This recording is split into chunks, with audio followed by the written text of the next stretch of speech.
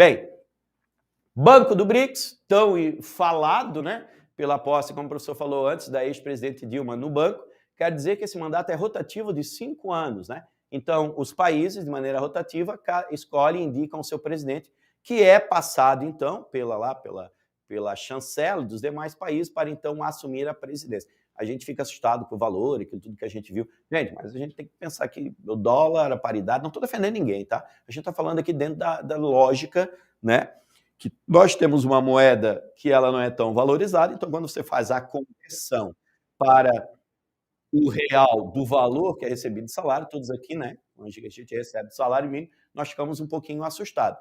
Mas esse valor é pré-estabelecido, esse valor ele é o mesmo para todo aquele presidente que é rotativo, que comanda o banco, né? Então, o país que é membro, ele tem o direito de escolher. Você pode questionar o direito, se era correto indicar A, B ou C, isso aí você pode fazer. Mas do ponto de vista objetivo, né? A Ana Paula, professor, a China irá passar os Estados Unidos como maior potência econômica mundial? Sem dúvida, isso é líquido e certo, tá?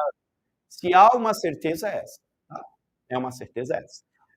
Eu estava falando, então, você pode questionar, né? Mas é o direito do país indicar, e só se fosse algo muito grave, né? Enfim, que levasse os países a cancelar. Não teve em nenhum momento do BRICS, né? Uma recusa a uma indicação de um de seus países para presidir o banco, né? Entrou em vigor em 2015, lembram bem? Quem já pegou essa aula hoje, lembrou como é que surgiu esse banco, né? Que agora é chamado de Novo Banco de Desenvolvimento, em 2014, na cúpula de Fortaleza. É isso aí, lá no meu Ceará. E como o professor falou, né? É um banco que tem o sistema rotativo. Existem os diretores, existe o presidente. Os diretores também ganham em dólar, tá? Os diretores, todos eles são remunerados. É um banco que lida, que faz investimentos, né? Cada país concorre com um percentual do seu orçamento para o banco. Então, ele não administra pouco, nós estamos falando de 30 bilhões, 30 bi de dólares.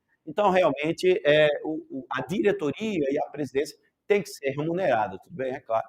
O professor podia ganhar algo parecido assim, a gente ia ficar contente, né?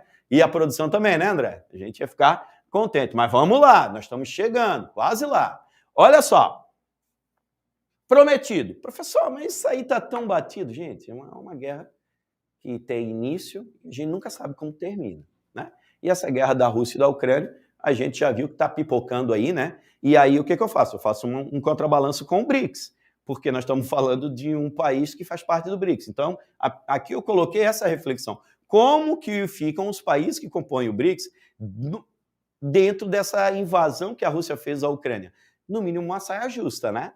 No mínimo uma saia justa. Então, eu já falei agora há pouco e vou repetir, as questões, as relações econômicas e diplomáticas são pragmáticas. Repita isso, repita para os seus dirigentes, para os seus países, que no Brasil não acontece, né? Ninguém faz política internacional, política externa, pensando na sua ideologia, né? Imagine, né? Mas as políticas econômicas e relações diplomáticas devem ser pragmáticas. Então, nesse caso, o que está sendo dominante na relação entre os demais países que compõem o BRICS é a questão do pragmatismo, né?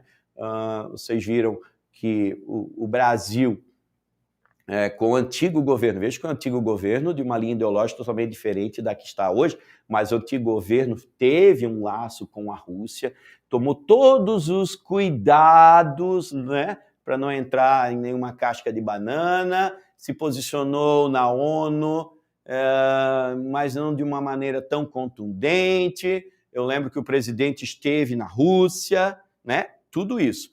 O atual, a mesma coisa, né? Então você teve, inclusive, o atual presidente também teve diversas, inclusive ele teve agora em Portugal. Eu estou falando de pessoas aí, né, que estão bem antenadas. Ele teve em Portugal agora, foi questionado pelas posições dele também, né, numa posição que alguns falam que é dúbia, alguns com crítica aos Estados Unidos e à União Europeia, que os dois têm culpa, a Ucrânia e também tem a sua parcela de culpa, enfim. Então vocês vejam que o pragmatismo ele faz parte da política, tá?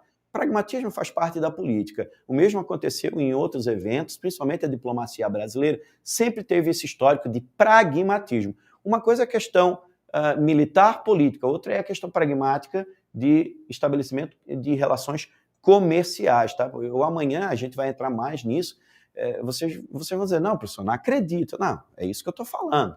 É isso que a gente está falando aqui. Então, cada vez mais, né, a gente tenta trazer vocês, e eu sempre na sala de aula, a questão da percepção do mundo, né? A gente tem um mundo a partir do nosso olhar, mas o mundo é muito maior, né, do que o próprio Brasil. Então, a gente começa a analisar de uma forma ampliada, a gente começa a enxergar e ver o quanto, talvez, vezes, a gente erra, né, na questão aqui dos projetos de desenvolvimento do Brasil. Bem, Ana, respondido então, o professor não titubeou, né? A China irá passar os Estados Unidos? Irá. Isso é uma certeza.